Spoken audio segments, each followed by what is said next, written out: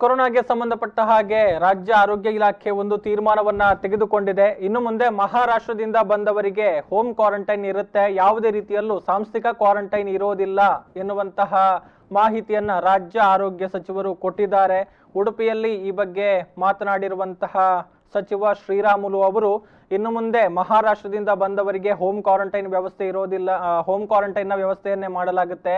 ಅವರಿಗೆ ಯಾವುದೇ ರೀತಿಯಲ್ಲೂ ಕೂಡ ಸಾಂಸ್ಥಿಕ ಅಥವಾ ಇನ್ಸ್ಟಿಟ್ಯೂಷನಲ್ ಕ್ವಾರಂಟೈನ್ ನ ವ್ಯವಸ್ಥೆ ಇರೋದಿಲ್ಲ ಎನ್ನುವಂತಹ ಮಾತುಗಳನ್ನ ಹೇಳಿದ್ದಾರೆ. ಮಹಾರಾಷ್ಟ್ರದಿಂದ ಯಾರಾದರೂ ವ್ಯಕ್ತಿಗಳು ಆಗಮಿಸಿದ್ರೆ ಅವರ ಮನೆಯನ್ನ ನಾವು ಸೀಲ್ ಡೌನ್ ಮಾಡ್ತೇವೆ. ಸೀಲ್ ಡೌನ್ ಮಾಡಿದ ಬಳಿಕ ಆ ವ್ಯಕ್ತಿ ಬಂದಿರುವಂತಹ ವ್ಯಕ್ತಿ ಮನೆಯಲ್ಲೇ ಇರಬೇಕು. ಇನ್ ಕೇಸ್ ಮನೆಯಿಂದ ಏನಾದರೂ ಹೊರಗಡೆ ಬಂದ್ರೆ ಕೇಸ್ ಹಾಕುವಂತ ತೀರ್ಮಾನವನ್ನ ಸರ್ಕಾರ ಮಾಡಿದೆ ಎನ್ನುವಂತಹ ವಿಚಾರವನ್ನ ಹೇಳಿದ್ರು. ರಾಜ್ಯ ಮಟ್ಟದಲ್ಲಿ ಈ ಒಂದು ತೀರ್ಮಾನವನ್ನ ತೆಗೆದುಕೊಂಡಿದ್ದೇವೆ.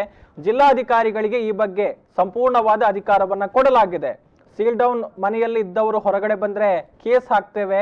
ಈ ಬಗ್ಗೆ ನಿಗಾ ವಹಿಸೋದಿಕ್ಕೆ ಪೊಲೀಸರು ಇರ್ಬೋದು ಅಥವಾ ಹೋಮ್ ಗಾರ್ಡ್ಗಳಿರ್ಬೋದು, ಅವರನ್ನ ನೇಮಕ ಮಾಡಿ ಈ ಬಗ್ಗೆ ನಿಗಾ ವಹಿಸುವಂತಹ ಕೆಲಸಗಳನ್ನ ಕೂಡ ಮಾಡಲಾಗುತ್ತೆ.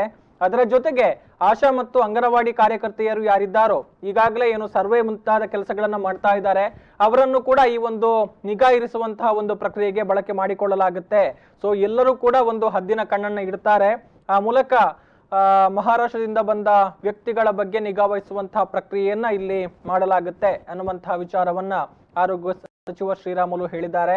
ಅದರ ಜೊತೆಗೆ ಇನ್ ಕೇಸ್ ಅಂತಹ ಬಂದಿದ್ದಂತಹ ವ್ಯಕ್ತಿಗಳು ಮನೆಯಿಂದ ಹೊರಗಡೆ ಬಂದ್ರೆ ಅಂತಹವರ ಬಗ್ಗೆ ಅಕ್ಕಪಕ್ಕದ ಮನೆಯವರು ಮಾಹಿತಿಯನ್ನ ಕೊಡಬೇಕು. ತುಂಬಾ ಬಡವರಿದ್ರೆ ದೇವಸ್ಥಾನದ ಮೂಲಕ ಇಂತಹ ಮನೆಗಳಿಗೆ ಕಿಟ್ಗಳನ್ನ ವಿತರಣೆ ಮಾಡಲಾಗುತ್ತೆ. ಇನ್ನು ರೋಗ ಲಕ್ಷಣಗಳು ಕಂಡು ಬಂದ್ರೆ ನಾವು ಕೊರೋನಾ ಟೆಸ್ಟ್ ಅನ್ನ ಮಾಡ್ತೇವೆ. ಒಂದು ಅಪಾರ್ಟ್ಮೆಂಟ್ ಅನ್ನೇ ಸೀಲ್ ಡೌನ್ ಮಾಡುವಂತಹ ಪ್ರಕ್ರಿಯೆಗಳಾಗಲ್ಲ.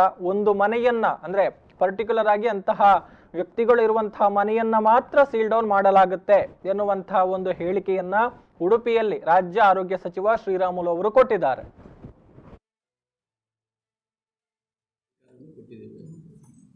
ಆ ಸಂಪೂರ್ಣವಾದಂಥ ಆದೇಶ ಕೊಟ್ಟಂಥ ಟೈಮಲ್ಲಿ ಭಾಳ ಮಂದಿ ನಮಗೆ ಸುಮಾರಾಗಿ ನಿಮ್ಗೆ ಗೊತ್ತಿರೋ ಪ್ರಕಾರ ಏನು 905, 910 ಕೇಸಸ್ಗಳೆಲ್ಲ ಕೂಡ ಮಹಾರಾಷ್ಟ್ರದಿಂದ ಬಂದಂಥವ್ರು ಜಾಸ್ತಿ ಇದ್ದಾರೆ. ಅವನ್ನೆಲ್ಲರೂ ಕೂಡ ಹೋಮ್ ಕ್ವಾರಂಟೈನ್ 14 ದಿನಗಳ ಕಾಲ ಕಡ್ಡಾಯವಾಗಿ ಮಾಡಲೇಬೇಕು. ಅದರಲ್ಲಿ ಬೇರೆ ಪ್ರಶ್ನೆ ಇಲ್ಲ. ಹೋಮ್ ಕ್ವಾರಂಟೈನ್ ಮಾಡೋದ್ರ ಜೊತೆಲಿ ಅವ್ರ ಮನೆಯೆಲ್ಲ ಕೂಡ ಸೀಲ್ ಡೌನ್,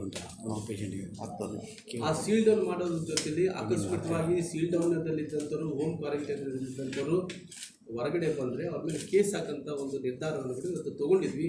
ಇನ್ನು ಮುಂದೆ ಯಾರು ಕೂಡ ಎಂಥ ಪರಿಸ್ಥಿತಿಯಲ್ಲೂ ಕೂಡ ಅವರು ಮಾನಿಟರ್ ಮಾಡ್ತಿರ್ತೀವಿ. ಪೊಲೀಸ್ ಕೂಡ ಮಾನಿಟರ್ ಮಾಡ್ತಿರ್ತಾರೆ, ಹೋಮ್ ಗಾರ್ಡ್ಸ್ ಕೂಡ ಮಾನಿಟರ್ ಮಾಡ್ತಾ ಇರ್ತಾರೆ, ಆಶಾ ಕಾರ್ಯಕರ್ತರು ಮತ್ತು ಅಂಗನವಾಡಿ ಕಾರ್ಯಕರ್ತರು ಎಲ್ಲರೂ ಕೂಡ ಮಾನಿಟರ್ ಮಾಡ್ತಾರೆ.